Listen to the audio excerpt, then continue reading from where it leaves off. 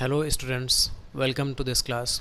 पिछली क्लास में हम यूक्लिड्स डिवीजन लेमा को समझ चुके हैं, यूक्लिड्स डिवीजन एल्गोरिदम को समझ चुके हैं। तो आज की क्लास में हम यूक्लिड डिवीजन एल्गोरिदम की हेल्प से HCF फाइंड करना सीखने वाले हैं।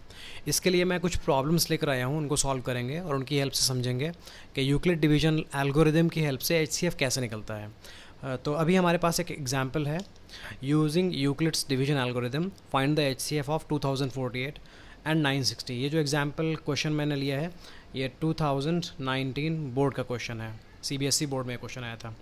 चलिए इसको सॉल्व करते हैं। आपको इतना तो पता होगा कि यूक्लिड डिवीजन एल्गोरिदम में हम यूक्लिड डिवीजन लेमा का बार बार यूज़ करेंगे जब तक कि हमें HCF नहीं मिल जाता है। Okay, let's start. First we are going to divide this bigger number by smaller number. जब भी हमें दो नंबर का HCF फाइंड करना पड़ेगा यूक्लिड डिवीजन एल्गोरिदम की हेल्प से, तो फर्स्ट हम एक नंबर सेलेक्ट करते हैं जो बिगर होता है, एक नंबर स्मॉलर रहता है। बिगर को स्मॉलर से हम डिवाइड करते हैं। तो चलिए रफ में हम डिवाइड कर लेते हैं बिगर नंबर को स्मॉलर नंबर से। जब आप बिगर नंबर को स्मॉलर नंबर से डिवाइड करते हैं तो देखें आपको रिजल्ट मिलता है, दिस इज़ द रिजल्ट। आप देख सकते हैं you have got 2 as quotient and 128 as remainder. तो मैं अब इसको लिख सकता हूँ dividend is equals to divisor into quotient plus remainder. मैं आपको पिछली क्लास में ही बता चुका हूँ कि जब भी मैं किसी नंबर को किसी दूसरे नंबर से डिवाइड करता हूँ मेरे पास कुछ कोशेंट और कुछ रिमाइंडर आता है। यहाँ मैं dividend is equals to divisor into quotient plus remainder लिख दूँगा। डिविडेंड 2048 है, डिवाइज़र 960 है, कोशेंट 2 है, रिमाइंडर 128 है। ठीक है, अब चलते हैं यूक्लिड डिवीजन एल्गोरिदम की हेल्प से HCF फाइंड करते हैं। देखिए हमें HCF मिल जाएगा अगर रिमाइंडर 0 मिल जाए। तो आप देखें क्या रिमाइंडर हमें 0 मिला? No, the remainder is not 0, as remainder is not 0। Remainder 0 नहीं है तो हमें इसी स्टेप को दोबारा करना पड़ेगा। इस बार हम डिवीजन करेंगे दो नंबर्स को, लेकिन वो दो नंबर रहेंगे डिवाइज़र एंड रिमाइंडर। चलिए हम डिवाइज़र को रिमाइंडर से डिवाइड करते हैं। समझ गए आप कि हम बड़े नंबर को छोटे नंबर से डिवाइड करेंगे। अगर रिमाइंडर 0 मिल जाता है तो हमें HCF मिल जाएगा। अगर रिमाइंडर 0 नहीं मिलता है तो हमें डिवाइज़र को रिमाइंडर से डिवाइड करना है। क्लियर? वही स्टेप दोबारा करना है, मतलब लेमा लगानी है। 128 को मैं 7 से मल्टीप्लाई करूँ तो मुझे मिलेगा 896। रिमाइंडर बच रहा है 64। मैं यहाँ स्टेटमेंट लिखूँगा dividend 960 is equals to divisor 128 into quotient 7 plus remainder 64। Okay, हमें रिमाइंडर मिल जाएगा, हमें HCF मिल जाएगा अगर रिमाइंडर 0 हो जाए। तो आप देख सकते हैं रिमाइंडर 0 अभी भी नहीं है, रिमाइंडर इज़ नॉट 0। अगर रिमाइंडर 0 नहीं है तो हमें HCF नहीं मिल पाया है। और हमें क्या करना है? यस यू आर राइट, हमें 128 को 64 से डिवाइड करना है, मतलब डिवाइज़र को रिमाइंडर से डिवाइड करना है। इतने स्टेप्स क्लियर हैं आपको? चलिए इसके आगे चलते हैं। अब मैं 128 को 64 से डिवाइड करने वाला हूँ। 128 डिवाइज़र था, 64 रिमाइंडर था, इसको डिवाइड करने वाले हैं बिकॉज हमको पिछले स्टेप में रिमाइंडर 0 नहीं मिला। 64 2 टाइम्स 128 वी हैव गॉट 0। तो आप देख सकते हैं 128 is equals to 64 into 2 plus 0। 128 dividend है, 64 डिवाइज़र है, 2 कोशेंट है और 0 रिमाइंडर है। अब आप देख सकते हैं कि रिमाइंडर आपको 0 मिल चुका है, एज रिमाइंडर इज़ 0। तो जैसे ही आपको रिमाइंडर 0 मिलेगा वैसे ही आपको HCF मिल जाएगा। कॉन्ग्रेचुलेशंस, 64 क्या है? HCF है। होप आपको ये समझ में आ गया होगा। तो इन शॉर्ट मैं कर देता हूँ इसको कि जब भी आपको दो नंबरों का HCF फाइंड करना होगा तो आप बिगर नंबर को स्मॉलर नंबर से डिवाइड करेंगे। डिवाइड करने के बाद अगर रिमाइंडर आपको 0 मिल जाता है तो आंसर आ जाएगा, लेकिन अगर रिमाइंडर 0 नहीं आता है देन आपको डिवाइज़र को रिमाइंडर से फिर डिवाइड करना है। आप फिर देखिए रिमाइंडर 0 आया या नहीं आया। अगर रिमाइंडर 0 मिल गया तो आंसर है, अदरवाइज़ आप उस स्टेप को करते रहेंगे जब तक कि आंसर नहीं आ पाएगा। तो अभी हमने देखा हमें 3 स्टेप्स करने पड़े हैं आंसर पाने के लिए। जब रिमाइंडर 0 मिल जाता है तो उस स्टेप में डिवाइज़र को HCF बोलते हैं। आप चाहें तो 2048 और 960 का HCF फाइंड कर सकते हैं किसी और मेथड से, लाइक प्राइम फैक्टर मेथड से भी फाइंड कर सकते हैं, लेकिन आपको आंसर यही मिलेगा। फिलहाल 2019 में जो क्वेश्चन आया था उसमें बोला गया था HCF फाइंड करिए यूक्लिड डिवीजन एल्गोरिदम मेथड से। तो अभी आपको इसी मेथड से करने पर मार्क्स मिलेंगे। अगर आप मेथड दूसरा लगा देंगे यहाँ पर, क्योंकि मेथड मेंशन कर दिया गया है, अगर आप मेथड चेंज कर देंगे तो आपको मार्क्स नहीं मिलते हैं, ऑल्दो आपका आंसर सही हो सकता है। ठीक है ना? चलिए कुछ और क्वेश्चन सॉल्व करते हैं ताकि उन क्वेश्चंस की हेल्प से हम यूक्लिड डिवीजन लेमा और यूक्लिड डिवीजन एल्गोरिदम से फैमिलियर हो जाएं। ठीक है? ओके, अभी देखिए मैं आपकी स्क्रीन पर एक क्वेश्चन रख रहा हूँ, इसको समझते हैं। क्लियर हो? आपको ये क्वेश्चन दिख रहा होगा। Show that any positive odd integer is of the form 4q+1 और 4q+3 where q is some integer. ये क्वेश्चंस बहुत प्रॉब्लम क्रिएट करते हैं स्टूडेंट्स के लिए, क्योंकि नंबर को हम फॉर्म में कन्वर्ट करने वाले हैं। पहले मैं इस 4q+1 और 4q+3 का मतलब बता दूं, ठीक है ना।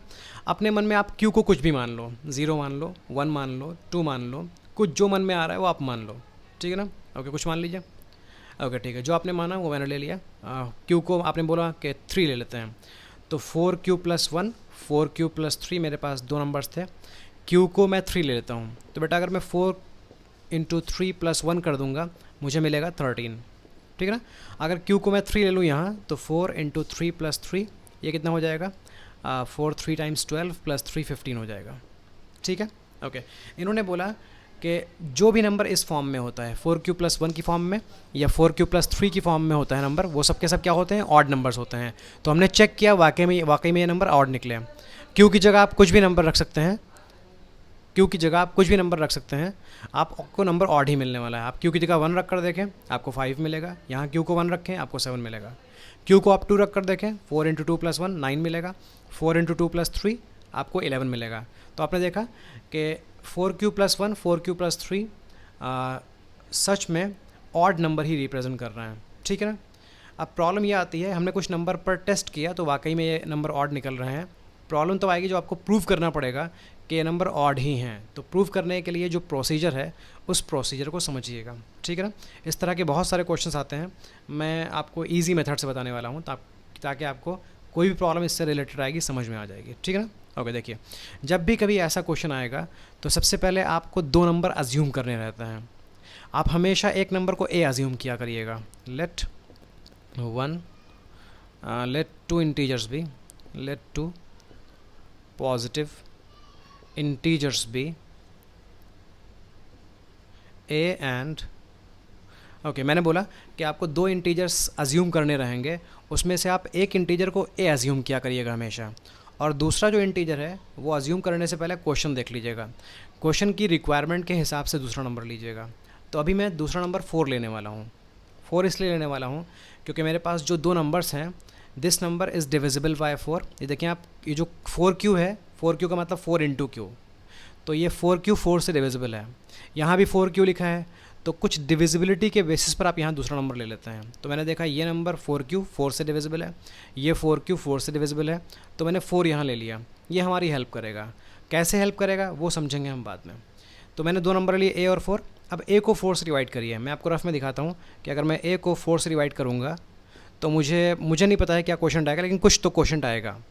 मुझे नहीं पता है क्या रिमाइंडर आएगा, लेकिन लास्ट में कुछ तो रिमाइंडर आएगा, ठीक है ना।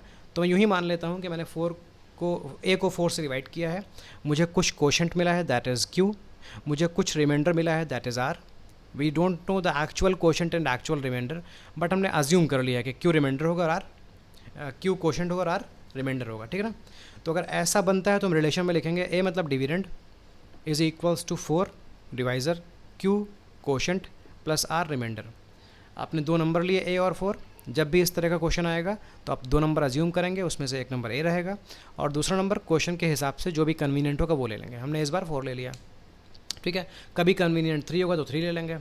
ये आपने नंबर लिया। अब देखिए, जब मैंने a को 4 से डिवाइड किया तो कुछ क्वोशंट आया, कुछ रिमाइंडर आया, तो इस बिना पर मैंने लिख दिया dividend is equals to divisor मतलब 4 इंटू क्वोशंट मतलब q प्लस रिमाइंडर मतलब r। होप आपको ये क्लियर हो गया होगा, ठीक है। ओके, मैंने आपको बताया था कि जब भी हम इस तरह का रिलेशन लिखते हैं तो यहाँ पर जो रिमाइंडर होता है ये हमेशा 0 से ग्रेटर या इक्वल होता है, लेकिन डिवाइज़र से छोटा होता है, मतलब 4 से छोटा होता है। अब आप ज़रा मन में सोचिए कि अगर रिमाइंडर 4 से छोटा है तो वो क्या हो सकता है। It might be 3, it might be 2, it might be 1, it might be 0। तो रिमाइंडर अगर 4 से छोटा है और 0 के इक्वल हो सकता है या ग्रेटर हो सकता है, तो रिमाइंडर हो क्या सकता है। रिमाइंडर 0 हो सकता है या 1 हो सकता है या 2 हो सकता है या 3 हो सकता है, क्योंकि 4 से छोटा है तो यही हो सकता है, 0 से बड़ा या इक्वल है तो यही हो सकता है, ठीक है ना। ओके, इतना समझ में आ गया। चलिए, तो जो मैंने नंबर लिखा था a is equals to 4q plus r, इसमें मैं r को रिप्लेस करने वाला हूँ 0 से, r को रिप्लेस करने वाला हूँ 1 से, r को रिप्लेस करने वाला हूँ 2 से, r को रिप्लेस करने वाला हूँ 3 से, क्योंकि r की ये वैल्यूज़ प्रोबेबली हमको मिलने वाली हैं, ठीक है ना। चलिए इसका आगे समझते हैं। आपने इतना समझ लिया होगा। A is equals to 4q plus r. तो a is equals to 4q plus r था ना, तो r को मैं लिखूँगा 0, लेकिन a is equals to 4q r मैं दोबारा लिखने वाला हूँ। इस बार r को 1 लिख देते हैं। a is equals to 4q plus r, इस बार r को 2 लिख देते हैं। a is equals to 4q plus r, इस बार r को 3 लिख देते हैं। देखिए हमारा नंबर था a is equals to 4q plus r। मैंने यही नंबर यहाँ लिखा है, लेकिन r की वैल्यूज़ जो जो पॉसिबल थी वो सब मैंने लिख ली हैं। कभी r0, कभी r1, कभी r2, कभी r3। अगर क्लियर नहीं हुआ है तो प्लीज़ रिवाइंड, पीछे जाएं और वीडियो को दोबारा देखें, ठीक है। ओके, अब हमें प्रूव करना है कि इनमें से कुछ नंबर ऑड हैं और कुछ नंबर इवन हैं, ऑड इस फॉर्म में होने हैं, ठीक है। ओके, आप देखें 4q प्लस 0 का मतलब 4q होता है, ठीक है। 4q प्लस 1 का मतलब तो 4q प्लस 1 ही है। इस नंबर में हम 2 कॉमन ले सकते हैं। अगर हम 2 कॉमन ले लेंगे तो ये 2 इंटू 2q प्लस 1 हो जाएगा। जब मैंने 2 कॉमन लिया तो पहला टर्म 2 से डिवाइड होकर 2q बचा, सेकेंड टर्म को मैंने 2 से डिवाइड किया, 1 बचा। क्लियर हो गया होगा आपको, ठीक है। अब आपको पता है कि ऑड नंबर वो नंबर होते हैं जो 2 से डिविजिबल नहीं होते हैं, और इवन नंबर वो होते हैं जो 2 से डिविजिबल होते हैं। तो देखिए 4q को आप ये भी तो लिख सकते हैं 2 इंटू 2q, तो ये नंबर 2 इंटू समथिंग है, और जो नंबर 2 इंटू समथिंग होता है वो क्या होता है, इवन होता है। बेटा अगर मैं 2 इंटू 3 लिखूँ तो 6 आएगा, ये इवन होगा। अगर मैं 2 इंटू 5 लिखूँ तो ये भी इवन होगा। अगर मैं 2 इंटू 10 लिखूँ तो ये भी इवन होगा। तो जब भी मैं किसी नंबर को 2 से मल्टीप्लाई करता हूँ तो वो क्या बन जाता है, इवन। तो जब मैं यहाँ 2 से मल्टीप्लाई कर रहा हूँ इसको तो ये पूरा इवन है। यहाँ मैं 2 से मल्टीप्लाई कर रहा हूँ तो ये पूरा नंबर क्या है, इवन है। लेकिन इन दोनों नंबरों में 2 कॉमन नहीं मिला है, तो ये क्या है, ऑड है। तो ये नंबर को मैं लिखूँगा this is odd and this is odd. तो देखा, हम लोगों ने प्रूव कर दिया कि जो ऑड नंबर्स हैं वो 4q प्लस 1 या 4q प्लस 3 की फॉर्म में है। समझ गए आप, ठीक है। ओके, ये थोड़ा टिपिकल प्रॉब्लम है, इनको समझने में थोड़ा टाइम लग सकता है, तो घबराइएगा नहीं। अगर आपको समझने में 2 बार 3 बार लग जाएँ तो दिस इज़ नॉर्मल, हर किसी को ज़्यादा इतना टाइम लग जाता है। तो अब हम लिखेंगे हेंस प्रूव, हमने प्रूव कर दिया that every positive odd integer is of the form 4q plus 1 and 4q plus 3। Okay, मेरी हैंड राइटिंग के लिए आप लोग मुझे माफ़ कर देंगे, इतनी मैं आपसे उम्मीद करता हूँ। समझ में तो आ रहा होगा क्योंकि मैं साथ में बोल भी रहा हूँ। Okay, hope everything is clear, concept clear है आपको। कुछ सजेशंस देना चाहते हैं तो आप कमेंट सेक्शन में दे सकते हैं। Okay, thank you very much. Please don't forget to subscribe, like and blah blah blah.